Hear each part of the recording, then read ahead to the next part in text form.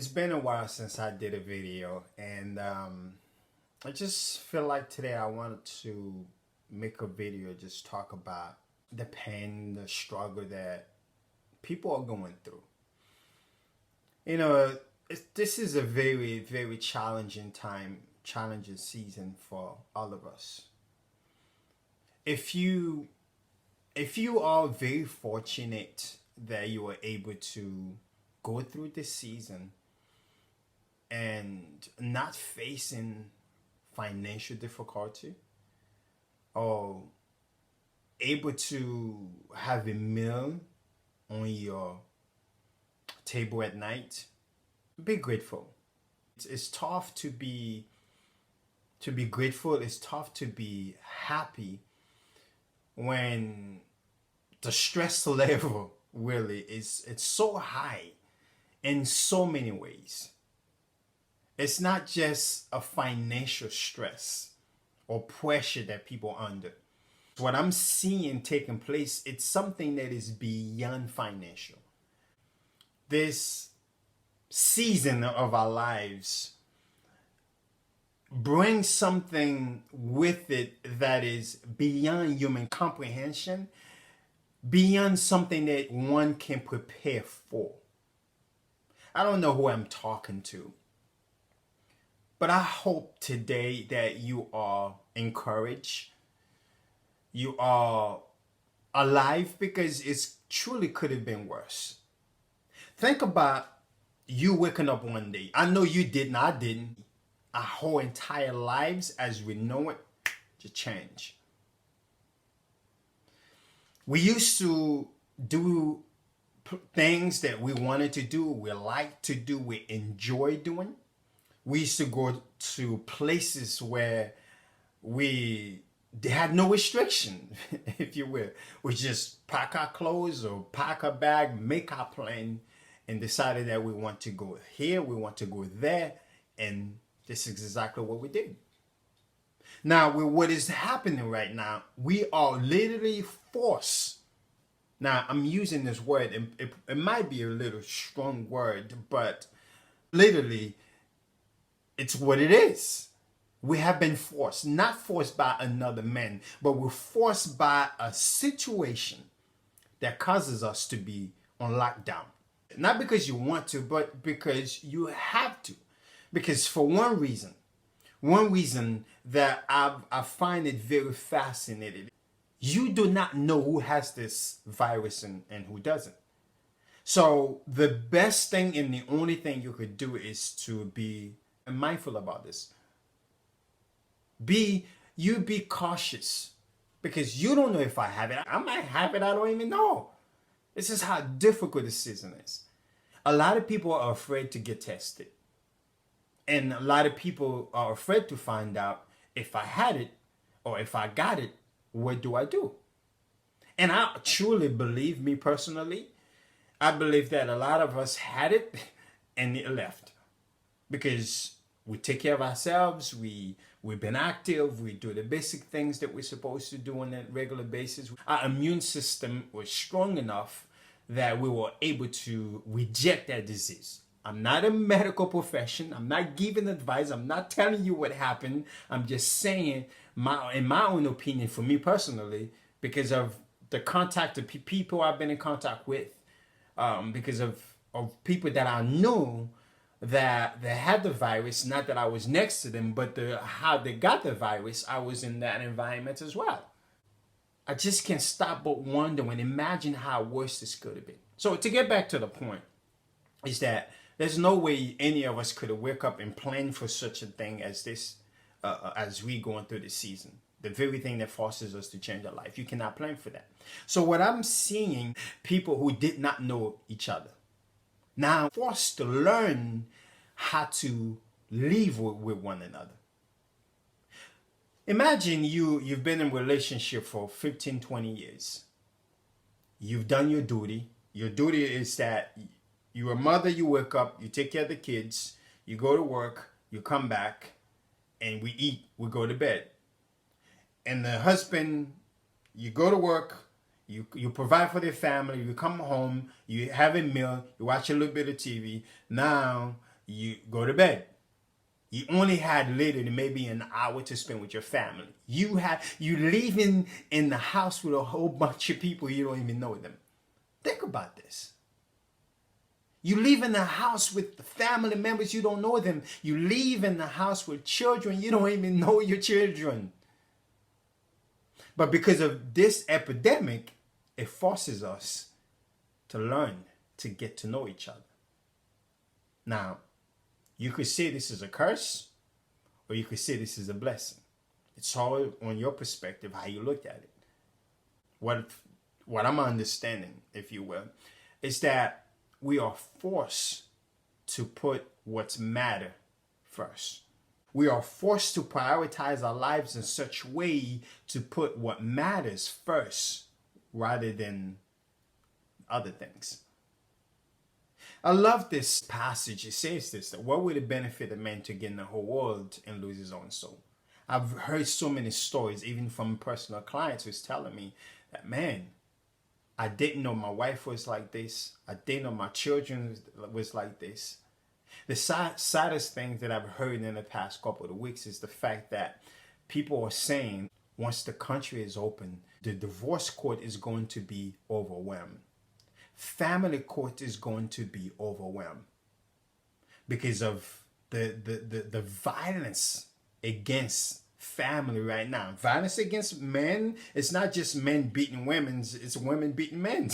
The violence, the domestic violence in our country have jumped 1,000% because people were in relationship with people that they did not know. In some of those relationships, I call it conditional relationship. Conditional relationship, it simply means that I need help to pay the bills. I don't care if we don't have anything in common. We don't share the same value, if you will. I don't care if you don't respect my position in life. I don't even care if you love me or not. As long as you are there for me, you support me. And this happened because people are desperate, people are lonely, and people doesn't know how to live with themselves or by themselves. So they jump into those relationships. Now they're figuring out the money has run dry. So either one of us are working. The bills cannot be paid.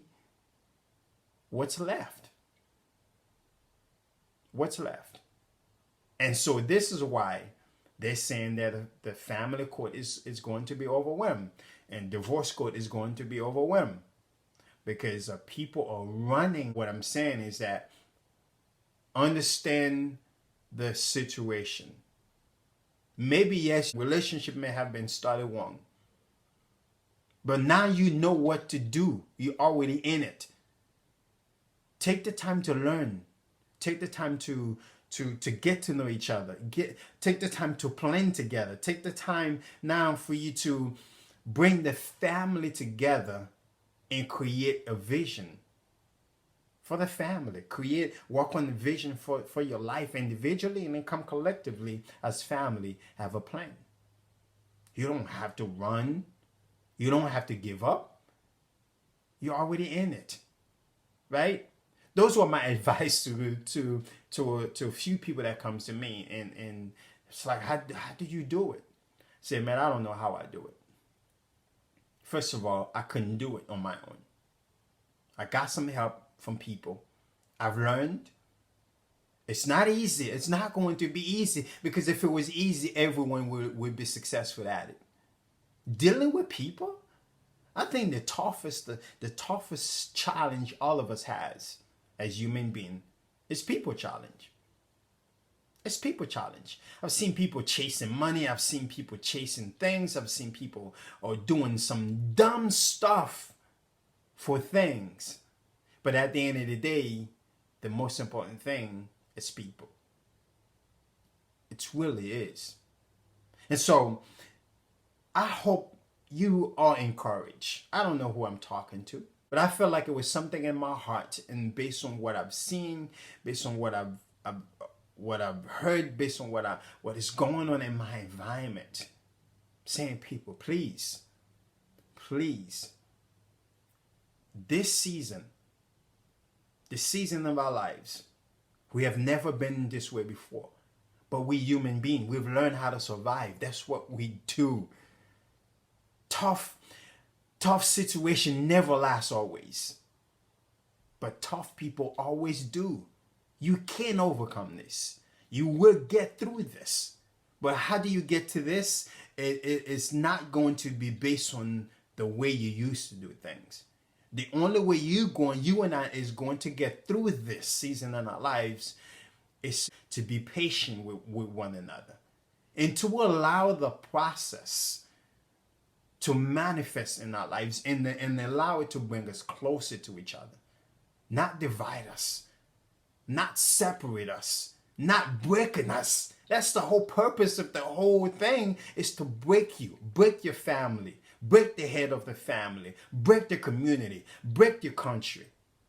This is not just happening here. It's happening all over the place. But we are very fortunate. We're in a position, at least, we're still able to function. We're still able to eat. We're still able to sleep. We're still able to do basic things that millions of other people in the world does not have that privilege. So what am I saying to you is this: be grateful for where you are. Be grateful for what you have. Thank God every day. I thank God every day, 1,000,000 times a day. Because given the fact that where I've been, given the fact that what I used to do, given the fact of some decision that I've made, I'm not that brilliant, I'm not that smart to have made this decision before all this happened. Only God. Only God.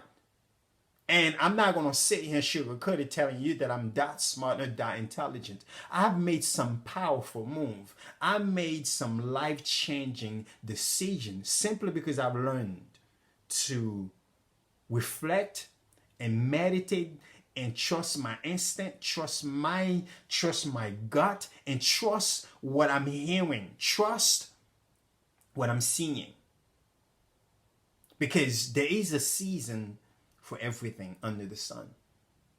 And trust the calling in my life. Trust what I've been told. I stand my ground and believe that when the dark days were in my life, yes, I had some dark days that I wanted to throw in the towel. I wanted to quit.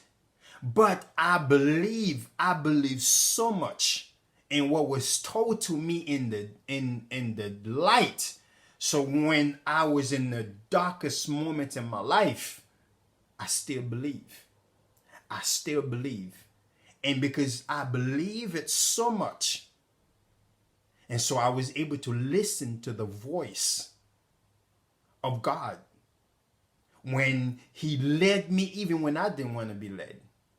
When He told me to do this even when I was kicking and screaming like, this doesn't make sense. What would people think of me? What would people say? I am a failure. No, that's not going to work. It doesn't look good. It doesn't give me a great appearance. It doesn't make me look like I'm a big shot. But I trust Him. I trust the direction that I've heard.